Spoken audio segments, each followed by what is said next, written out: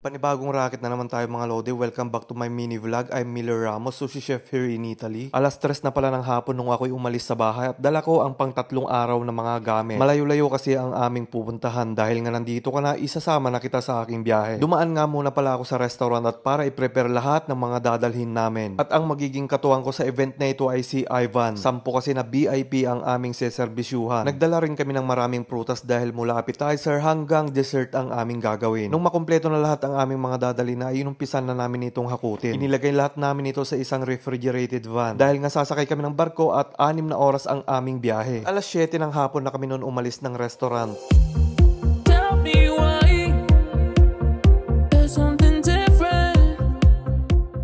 Yun nga mga lodi, alas 8:30 na kami nakarating noon ng port ng Civitavecchia. Dahil nga maaga pa, kumain muna kami bago kami pumasok. Nagbaon kami ng yakimeshi kasi nga mahal ang mga bilihin sa loob ng barko. Yun nga pagkalipas ng 1.5 oras ay nagumpisa na kaming mag-imbarko. Sinadya talaga namin magpahuli dahil nga kapag nakapasok na kami ng barko, kailangan talagang patayin ang refrigerator ng van. Bawal kasi na umaandar ang mga sasakyan sa basement ng barko. At pagkatapos ay umakyat na kami ng reception at kinuhang susi ng aming kwarto. Dahil nga gabi ang aming biyahe at para may matulugan kami, meron kaming cabin. At bago namin ito puntahan, bumili muna kami ng gin tonic para pampatulog.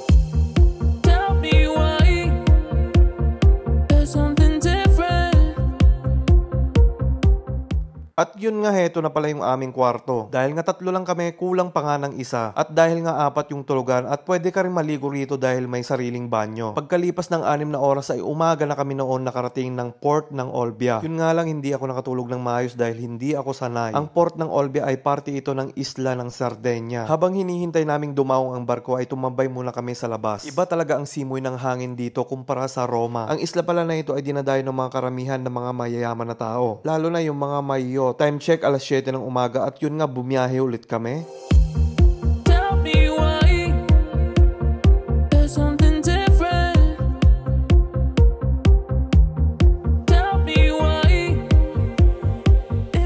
Huminto muna kami dito sa bato na may nakasulat na Costa Esmeralda at para meron kaming remembrance. Dahil nga malapit na yung aming pupuntaan ay bumiyahe ulit kami.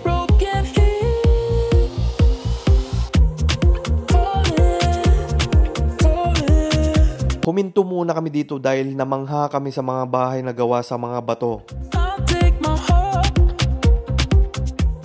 Finally, nakarating na kami ng Defender House. Dito pala kami mag-e-event. Kaya that time, ibinaba na namin lahat ng aming mga gamit para hindi ito masira. Kasama na dyan ang mga isda at mga prutas. Dahil nga hapon pa naman mag-uumpisa yung event. Time check, alas 8 ng umaga. Dahil nga maaga pa, naghahanap muna kami ng makakainan. Dahil hindi pa kami nag-aalmusal. At huminto muna kami dito dahil napakaganda ng tanawin. Wow! Amazing! Pagkatapos yun nga, pinagpatuloy namin ang paghahanap ng makakainan. At dito kami napadpad sa bar ng Spinnaker. Sikat ito na bar, maraming punta dito dahil medyo mura yung kanilang paninda. In fairness, 8 euro na itong panino na ito. What? Mura na yan ha? Pagkatapos namin mag-almusal ay nakuha na namin ang aming bed and breakfast. Medyo sa parting taas kami nakapwesto. Heto naman yung aking kwarto. Bed lang pala ito dahil hindi included ang breakfast. Ayun nga, may box pa rito. Panahon pa yata ito ni Kupong-Kupong. Kakatakot naman to. Heto naman yung sala, maaliwalas at pwedeng-pwede kang magtatatakbo rito. Heto naman yung terrace. Mukhang masarap mag-inom dito pagkatapos ng trabaho ah. At syempre hindi pwedeng mawalang kusina dahil paglulutuan namin ng pulutan. At heto naman yung banyo. Alam nyo ba guys kung magkano ang isang gabi dito? 300 euro. 18,000 pesos sa pera natin. Bali 2 pala ang B&B na kinuha nila. Kasama ko dito si Ivan. Yun nga, walang tigil na kakapicture sa Ivan sa labas. Ang ganda nga naman talaga ng tanawin dito. At napaka-presko ng hangin. Yun nga, pagkatapos naming magpahinga ay pumunta na kami ng event. Time check, alas 5 na ng hapon.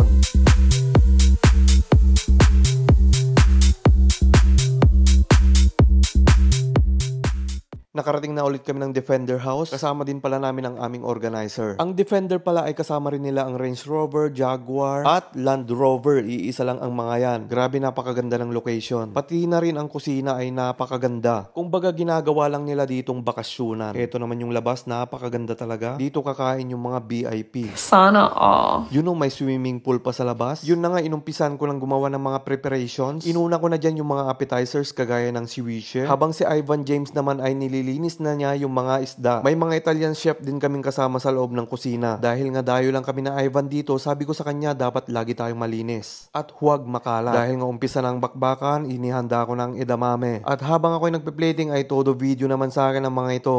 Si Manong, ganito pala ang tamang pagkuha ng video. Bahala ka, mangangawit ka niyan. Yun nga, na-plating ko na rin yung mga ceviche. Merong isa na hindi kumakain ng isda kaya puro prutas na lang ang aking inilagay. At pagkatapos isinunod ko nang niluto ang mga gyotza. Nood-nood lang si chef dyan dahil puro Japanese food naman ang aming isi-serve. Sabi nga nila gusto rin nilang aralin ang Japanese cuisine. Tamang-tama ka ako, nagtuturo ako sa Roma. Kung gusto nyo ay puntahan nyo lang ako. At yun nga, pagkatapos ay ginawa ko na rin yung mga nigiri. Habang si Ivan ay ginagawa na rin ang mga maki. At kinukuhanan din siya ng mga video. Heto na nga yung mga ginawa kong nigiri, salmon, tuna at sibas. Yung isa naman na hindi kumakain ng isda, vegetariano na lang aking mga ginawa. At pagkatapos ginawa na namin ang mga dessert. Time check, 12:00 na pala ng hating gabi. Ito na yung mga dessert, mixed fruit at mga mochi ice. Sa wakas natapos din kami ng mag-aalauna na. Nung umuwi na kami sa parking lot, makikita ang mga sasakyan nila. Nandyan ang Defender, Range Rover, Land Rover. Naghanap muna pala kami ng makakainan dahil nagugutom kami. Kaya dito naman kami sa Porto Marina napadpad. Napakalamig ng hangin dahil umulan. At dahil nga may restaurant pa ditong nakabukas, kaya dito na rin kami kumain. Nung kinaumagahan, 10:00 ng umaga ay umalis na nga kami. Pabalik ng Roma. Sa mga madadaanan namin papuntang Olbia Port, makikita nyo ang mga magagandang tanawin. Mga video na kinuhanan ko habang nasa biyahe kami.